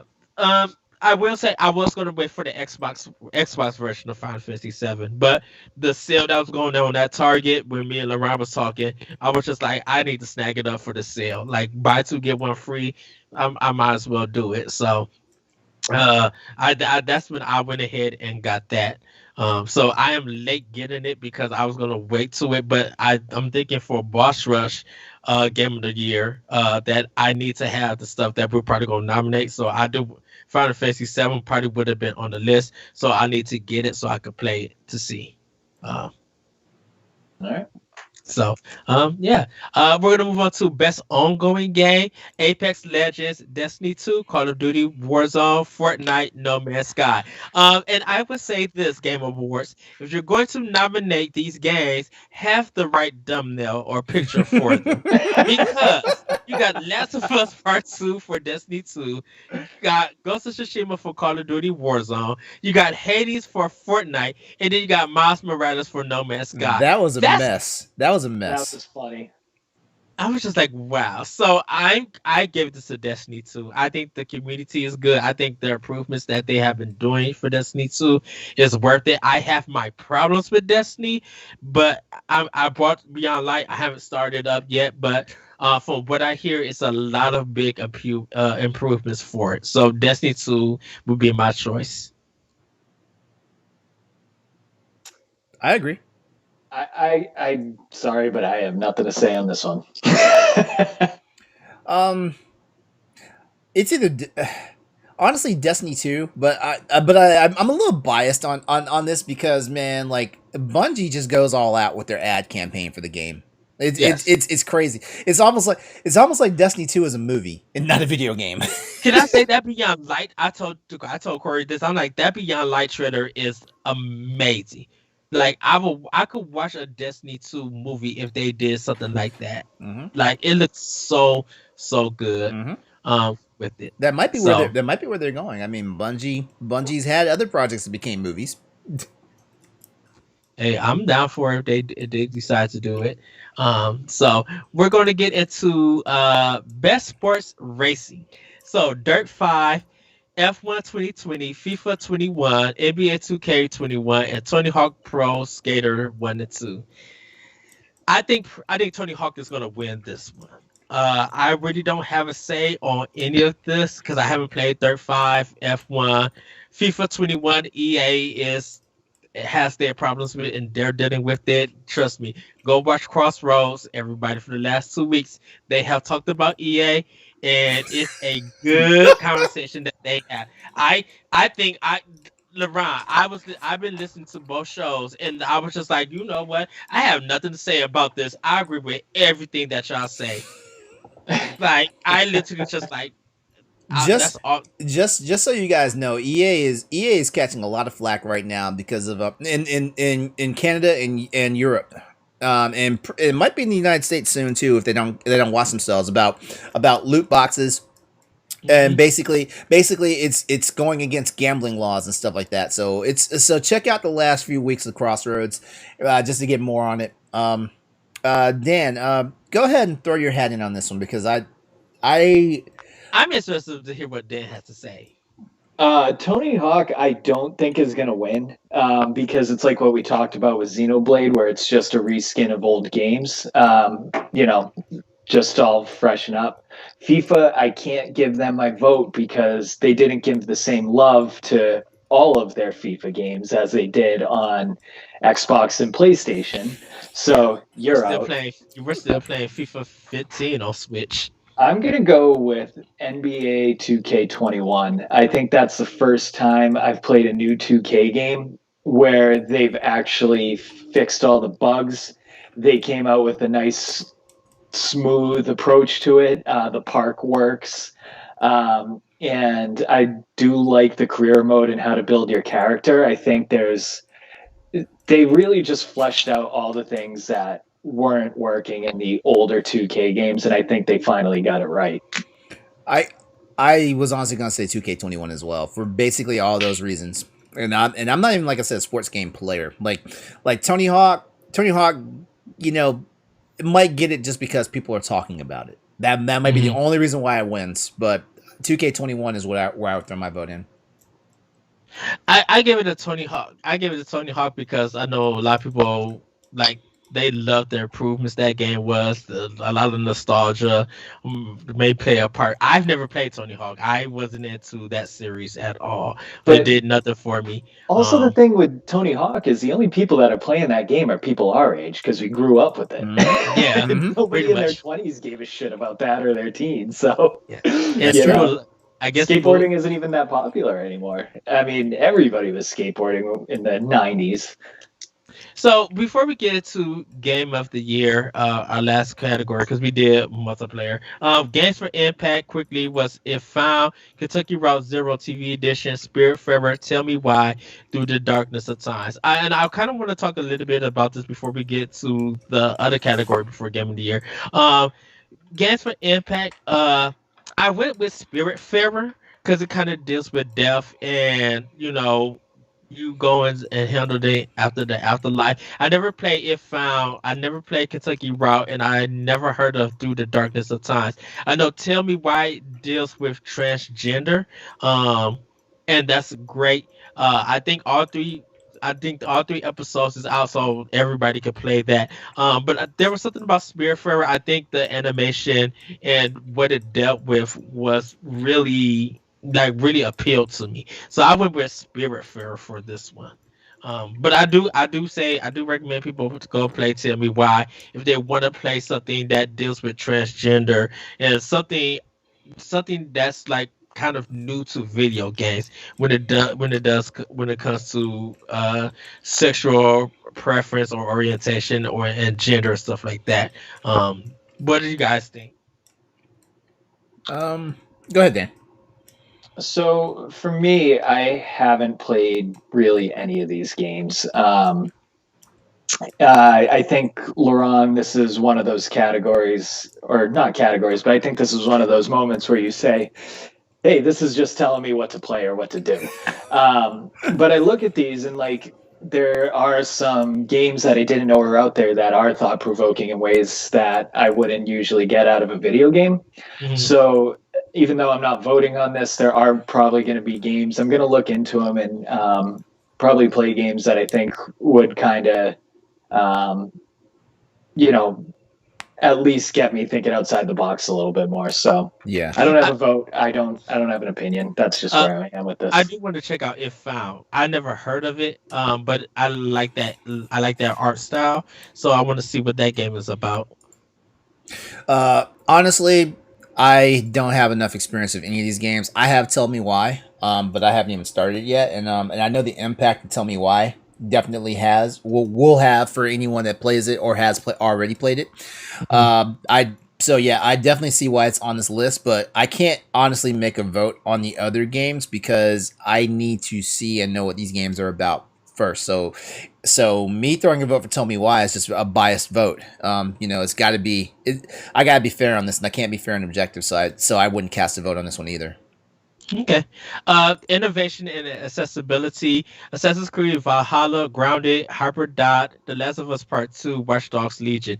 I didn't get this category at This all. category makes no sense. What does it mean? Yeah, exactly. Yeah. This is gonna be one of those ones where Jeff Keighley is on the mic, fumbling around, trying to have the audience understand what's about. Because innovation and accessibility, okay, grounded, I'm familiar with, and yeah, there's accessibility in it. There's some innovation in it, but Watch Dogs Legion, Last of Us 2. Okay, we gotta throw out Last of Us 2 because only a select amount of people can play that game. Only a select amount of people can play that game. If it's got to be accessibility, everybody needs to have a chance to play this game. So we have to throw exclusives out. We have And to. Grounded Well, got to get here's the definition of it. Recognizing software or hardware that's pushing the medium forward by adding features, technology, and content to help games be played and enjoyed at an even wider audience. Okay, The only that's game the none of only these games. actually no the only game that counts is Grounded. That's the only one. That game is still being built. Well, I'm thinking like the Xbox controller for disabled people, like people who have, who could game that kind of way. And like Last of Us Part Two, yes, that's a Sony game. Assassin's Creed and Watchdog Legions, that is an open world game. So who's really trying to play that? Like they don't bring no innovation. Ubisoft been doing open world tower games for years, so that's nothing new. Grounded, even though it's like an easy access, you only can play it on a Microsoft platform. So yeah, you can play it on PC and Xbox, but who's really playing anything like that? And I don't even know what Hyperdot is. Hyperdot looked like some Beat Mania or something mixed with some art style DJ thing. I don't know what the world Hyperdot is. So I really can't give this to. I really can't, like you, Dan. I can't vote on this. I don't know what this is, or like if I was going to say innovation and accessibility, I think it's got to be something that uses the Xbox controller, that accessibility controller, because that's what I'm thinking when playing games. And if you could use it on PC, Xbox, PS4, and Nintendo with some kind of wiring stuff, if you could use that, then there should be some games that is easier for disabled or people who have a hard time playing games be able to use that to play it. And what game fits, because in all honesty, maybe something like Animal Crossing would be. I'm just using that as an example. Something that's casual that people could get in, because I can't. And I'm not being disrespectful to anybody, to the disabled community. I'm not being disrespectful to anyone, or you guys. But are you really trying to, like, if you gotta move your character by breathing the two? Are you really trying to do that on Watchdog Legions, in an open world game? And I'm just being serious. You know. Yeah, I mean, I'm with you. I can't throw a vote in. I don't even know what the hell they're talking about with this. Yeah. So, and nothing about any of these things are really jumping out at me as like innovative or something pushing it to a point where I've never seen it before or wowed me. So, I'm gonna give a hard pass on this. Yeah, I'm the same. I'm the same way. First of all, like I said, like even with you defining the category, it still makes zero sense to me. I think I was more confused after reading it. Yeah, after looking at the games. It's like they just threw something at us. And also the 5 games listed here. Well, 4 of the 5 games listed here make no sense for this category. I mean, maybe I just need to step my game up. It's probably time to go back to school and go back to grammar say school. this, LeRon. Is it Miles Morales that have, for people who are colorblind, you could adjust something? There is something for the color. There is something for the colorblind blind spectrum. So that's what needs to be in this category, and I will vote for that. So my vote is for Miles Morales. Are you guys with me or not? Yes. My vote is get rid of this and just throw in best platform. Exactly. What? Okay, Jeff Keighley, if you're watching us, I need to ask you, what is this bullshit category? For real, this is one of the few categories I'm like, this is BS, dude. You've been doing video games for a long damn time. I used to work in GameStop, and your face used to be on the GameStop TV 24/7, dude. What the hell? I need the best soundtrack, because yes, where's that at? You know what? After the Game Awards show happens, we should come back and have our suggestions for categories that the show should have had. So they do have a best score in music. Where's that? Where was the nomination at? Where was that at? I didn't see it.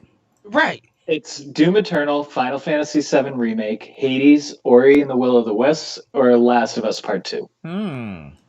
Is that audio design? Nope, this is best score in music.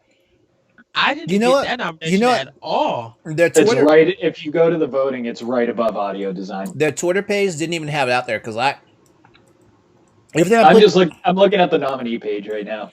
yeah, because everything I put, all those photos and everything that I put out there was directly from their Twitter page, and I made sure to follow that entire like thread. Mm-hmm. Okay. Okay. Oh, and thank you, LeRon, for doing that for us. Hey, we got to be prepared. Yes, that is true. So we come to the final portion, Game of the Year. Animal Crossing New Horizons, Doom Eternal, Final Fantasy VII Remake, Ghost of Tsushima, Hades, The Last of Us Part 2. Hang on, let me take my headphones off real fast because this next comment, there's about to be a fight. Hold on. There's about to be a fight. Before we get into it, do you guys think that any game got snubbed out of Game of the Year? Yeah, You know what? I do. You know what? And I, I was, can I go first, LeRon? yeah. Go first. I Murder by Numbers. It's an indie game, but it's not only is it funny, it's a great pre-cross game, but it's a great also detective game. Like the stories and the cases and the artwork is amazing. The story and the narrative, the writing is literally funny. It's top tier, and we have a black and protagonist, female. Like the diversity, there's trans, like it hits on a lot of things for that game. And I don't know, a lot of people didn't play or anything, and it's on Switch, but man, it's so great, and the music is fantastic. The animation is phenomenal. Like it should have been on this list, and that's a personal thing for me. I think it should have been on this list. I don't have anything. So they put out a tweet for the Game Awards saying guess the 6 nominees. I guessed all of these except I had Miles Morales instead of Doom Eternal because I just thought it was going to be there. I don't really have a game that I think should have been up there, jumped out at me this year. I think of all the flaws that the Game Awards have, this is the one where they actually hit it. I can agree because I know I played a bunch of different games over the last year. Mm-hmm. I can't say for sure how many new games I played. Like, oh, and by the way, Dan, hats off to you, man. I bought Fire Emblem. Yeah. How's it going? I love it. Oh, Too bad the PlayStation 5 came out came into the house 4 days later. What house did you choose in Fire Emblem? The deer, the house of the deer. That's yellow. Yeah, because I didn't want to be affiliated with royalty. I didn't. So that's how I broke that down. That was my first playthrough as well. I loved that run. Yeah. But I also agree. Like the games that are on this list, I think they definitely nailed this one because I think they played it safe. You think they played it safe? Come on, these are some heavy hitters. Like you got to remove your bias. You got to remove your bias for a minute. You got to remove. Doom Eternal, no one played. Everybody are you kidding me? I'm not kidding me? You want to get Animal Crossing destroyed Doom Eternal? People are not just playing. No. Okay. It's a game. Remember, exclusives are always handled differently. Remember that, because I guarantee you, if a game like Animal Crossing versus The Last of Us 2 came out multi-platform, how do you think those sales would go? Multi-platform as in what? Nintendo, Sony, and Microsoft. If those two games weren't just exclusive to the one console and they came out everywhere, you could play them everywhere. How do you think the sales would turn out for those? Everybody would probably buy it on Nintendo. That's not what I meant. I meant, okay, let's say Animal Crossing's on Switch sells 1 million copies, and it's just because it's exclusive to Switch. How many more copies do you think it'll sell if it was on all the other platforms, the other 4 platforms? I'm including PC in this one. It wouldn't sell as much as Nintendo. But it would still make them more money. No, would it? Yeah, it would. No, would it? Okay. Yeah, it would. It would. It wouldn't. Speaking Ed, listen to this. Okay, Ed. Are you saying that Animal Crossing being on PlayStation or Microsoft platform would sell would add more sales to Nintendo? Okay, yes. You don't limit somebody. like if you sell a coffee or a chicken sandwich at McDonald's, Wendy's, and Burger King, you can get your chicken sandwich anywhere. But if you only sell it at Wendy's, you're not gonna you're gonna miss out on sales. Like Okay, Ed. it's a very Here's a better example. Monster Hunter Mhm, World. Monster Hunter World came out on Xbox One, and PlayStation mhm. 4. Yes. It came out later on the PC, Hmm. and it catapulted Capcom to the #1 video game seller for that year. Yeah. Yeah, and that's because it had more accessibility to sales. Like Monster Hunter World smacked down a whole bunch of other games that were already super sellers because Hmm. it opened up on an additional platform. I mean, Yeah. But so so so now so now like I guess what I'm talking, I guess I'm thinking it this way: if it released all on all three platforms on at the first time, not broken on multiple releases, because the Monster Hunter is a multiple release game, meaning that it came on two platforms and then it came to another platform. I'm talking about releasing that one game on all three platforms. okay, that's fair. And So yeah, that's what I'm thinking. Animal Crossing being a Nintendo franchise, it would sell the most copies on Nintendo. But yeah. here's the thing about this is why I feel like these new consoles are coming out. It's Hmm. going to redefine the landscape of gaming because we're going to get more cross-play titles. We're going to get more people that are But oh, this is I don't know. So wait. We're finally gonna stop hearing people say, "Oh, I only have an Xbox. I can't play this game," because cross play is going to happen. So they'll be mm, able to play Xbox players on PlayStation. They'll be able to play Nintendo players on an Xbox. when we had that EA conversation last year, why do you, I mean last year, last week, why do you think I said don't announce that your game is coming for multi platforms or consoles That's a when completely. Hold on, that's complete. No, no, no, that's no, no. That which is third party. I'm just saying, no. I'm just saying that if I'm sorry, LeRon, I'm just saying that using the logic of releasing a game on multiple platforms all at one time, Nintendo doesn't get that with EA games. Or just use that for example. If they're going to say that we're really going to release this game on console and PC, Switch needs to be included, and Switch is sometimes not included in that. Ed, this is that's a completely different conversation. Yes, And we're talking about first party being on multiple no, no, no, platforms. no, no. Okay, you still.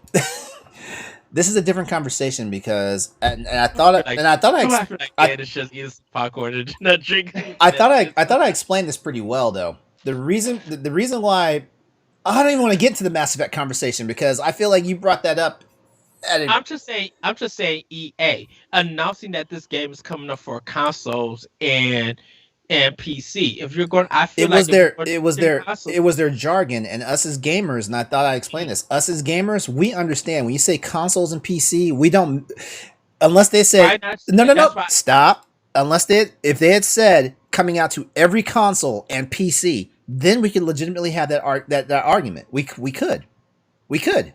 I feel like if you're, I feel like don't even use ever. Just use the specific consoles that you're going to be bringing it out for, and move on. You know what? That's cool too. But console, there's so many consoles out there now. Technically, our phones are a console.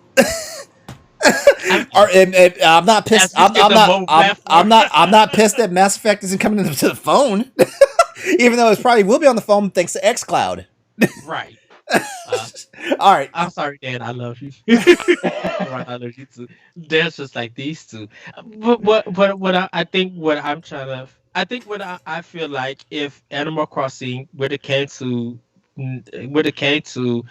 PlayStation and Xbox, it's the fan base on those two other platforms will ignore Animal Crossing because they feel like high definition games or action games or certain kind of genre of games that they're used to, they enjoy that on their platform and they feel like this is so cutesy and stuff that it's not for them for their platform. Because trust me, Harvest Moon is, and even though Stardew Valley is on every platform and that does do numbers, a lot of people who are older gamers do not talk about those games like they should. Right, but Okay. you're forgetting the fact that not only one person in a household plays a PlayStation. Right. If you have a younger brother or a kid or something, you could buy Animal Crossing for that kid to play instead of like them popping in Call of Duty.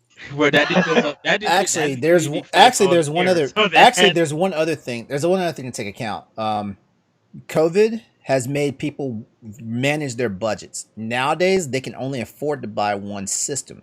Nowadays, so just imagine if Animal Crossing had came out on every platform, it wouldn't have had to shoehorn people and saying, "Oh, I need to go into debt this month because I got to spend $300 plus $60 to play this game." Right.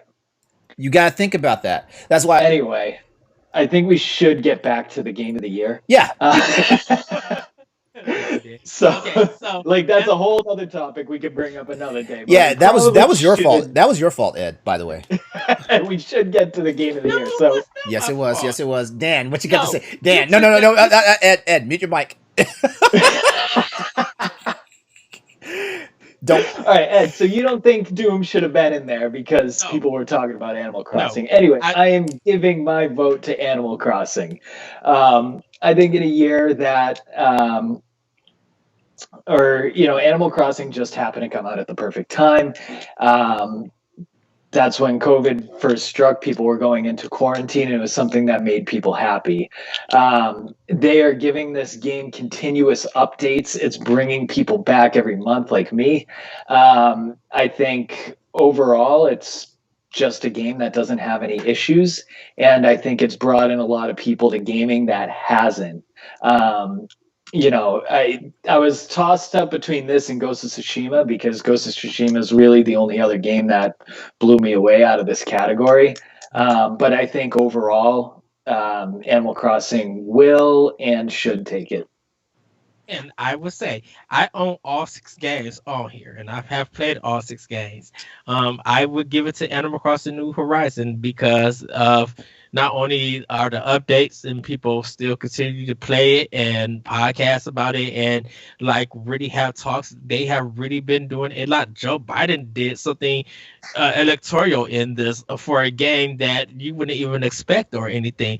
The reason I said I would take Doom Eternal out is because not enough people played it and everything, and it came out when Animal Crossing came out, so that might be a thing. And I'm just saying people are now just playing this on Game Pass. Final Fantasy VII Remake is a great game for the time that it came out. Ghost of Tsushima is a great game that came out, but Paper Mario also is a great game that people had to balance and stuff. The Last of Us Part 2, people brought it to show that their support for Naughty Dog against the haters and naysayers and the leakers and all the people who were jumping on some of the actors and stuff and stuff. It's a well-made game. It deserves to be on this list.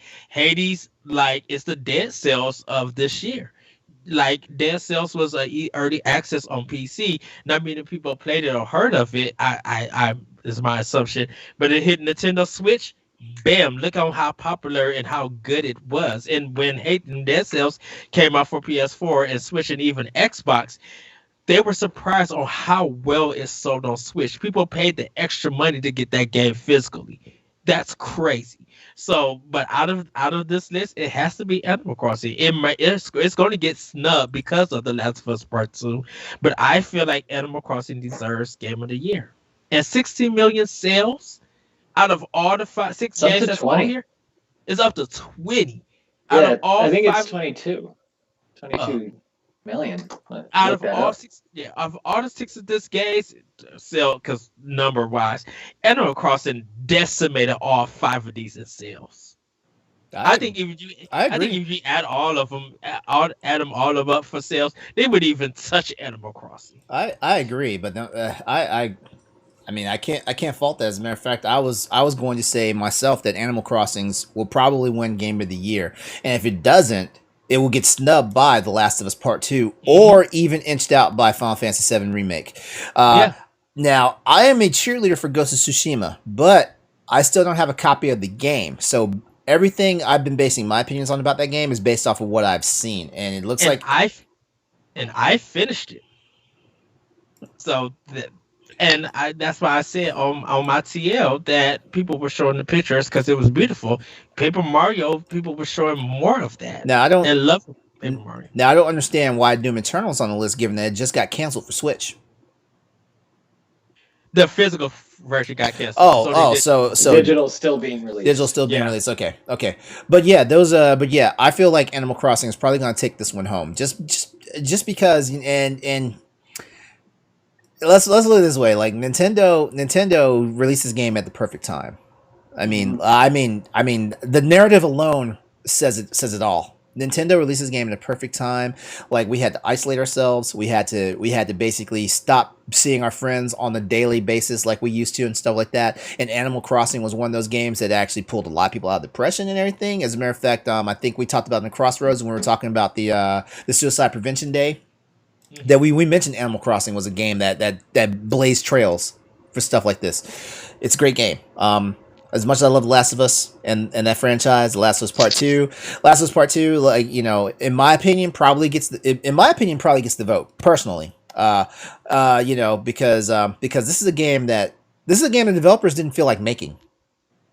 When The Last of Us 1, when they wrapped The Last of Us 1, Druckmann himself said there's no reason to make a sequel. We bothered him to death and forced him and Naughty Dog to go back in and make a sequel. Whatever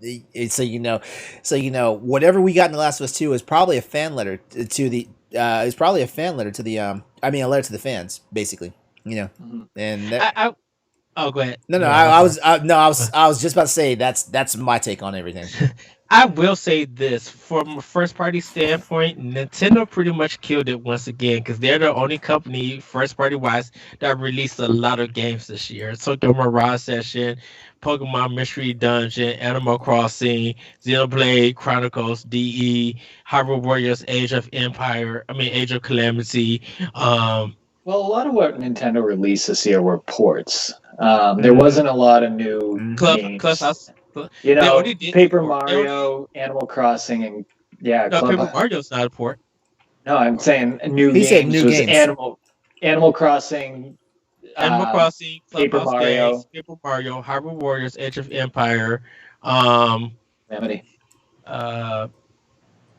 So, by the way, Animal Crossing sold 26.04 million copies this year. That's 26 million. That's 1/3 of the Switch sales base. That's crazy. $60. And I don't understand it because I tried to play the original Animal Crossing way back in the day when it was new. Okay, I just don't get it. I love it. Okay, thank you. No, this was the first one I played. I couldn't, given the it's one of those things where kind of like when something puts a bad taste in your mouth, it takes you a while to go back to it, and I'm still in that phase. Hello, Grand Theft Auto 3. Wait, GTA 3 put a bad taste in your mouth? Oh yes, the jank in that game. That was the game that brought me into the series. For a lot of people, GTA 4 was the game that put the bad taste in their mouth, and 5 had to redeem it. It was 3 for me. Vice City put a bad taste in my mouth. Yeah, Vice City left a bad taste in my mouth because they tried to get me on nostalgia because I grew up in the 80s. I did too. I grew up in the 80s. The soundtrack for Vice City and GTA 3, bomb. I'll give them that for the because that's how I found like Royce 5'9" and like listen to the rap station on GTA 3. I love that. The gameplay and stuff, good googly moogly. That's when you definitely need a code to beat that game. Because that game was jank.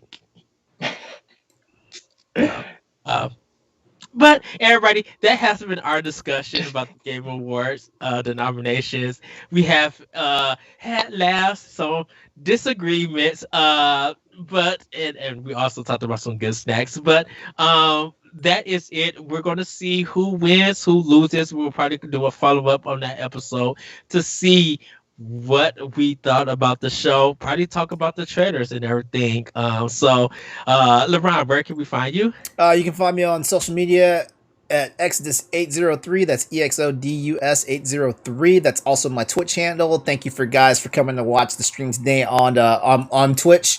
Yeah, that's also my gamer tag. So you can find me practically anywhere that I play video games under that moniker. Yes. Dan, where can we find you? Just at Twitter at DCDM99. And you can see him on Nintendo Pop Block. When he's there. You can find me on Twitter at that Retro Code. You can check out Optional Opinion on SoundCloud, other podcast apps. You can check out Boss Rush Podcast here on Boss Rush Games on our Twitter feed and YouTube page. Check out Recap. The first episode is out there where me and LeRon talk about Ghost of the Shell. We got some more that's coming out. I cannot wait for the Event Horizon episode. That's gonna be amazing. You guys can check out the latest 1v1. Celeste interviews me for this one, so you guys can hear more of my story and everything.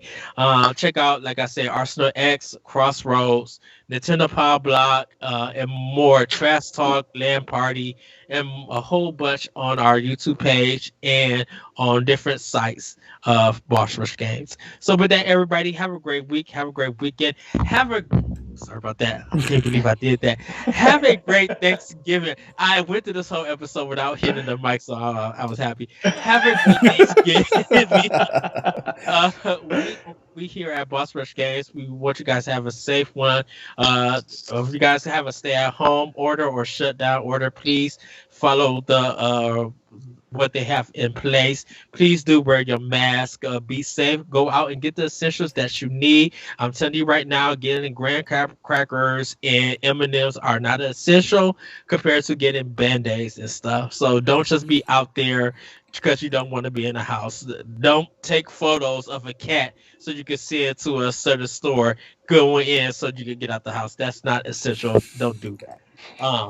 Be safe. Have a great Thanksgiving. Play games. As always, be better to one another. And yeah, whatever you guys, if you follow us on Twitter at Boss Rush Podcast, I want to see what your snacks are, your Thanksgiving meal, or if you're playing football or whatever game that you're gaming on. I would love, and we will all love to see it. Okay, Ed. I'm just gonna go ahead and give you a disclaimer right now. I'm just gonna have someone send me their pictures, and I'm gonna send them to you because I'm going to be eating. Thank you. And also, everybody, we are going to be on break for all of our shows. Are you guys on break for Crossroads on Tuesday? We are. We are. Okay, so everybody's on break next week, so please enjoy it. We are going to be enjoying gaming, laughing, and talking and having fun. They'll probably get on me about some crazy mess that I say, but hey, I'm used to it by this time. With that, everybody, have a great week. Have a great weekend, and as always, let's play games and be better to one another. And we'll see you next time on Boss Rush Podcast. Bye, everybody. Take care. Bye, guys.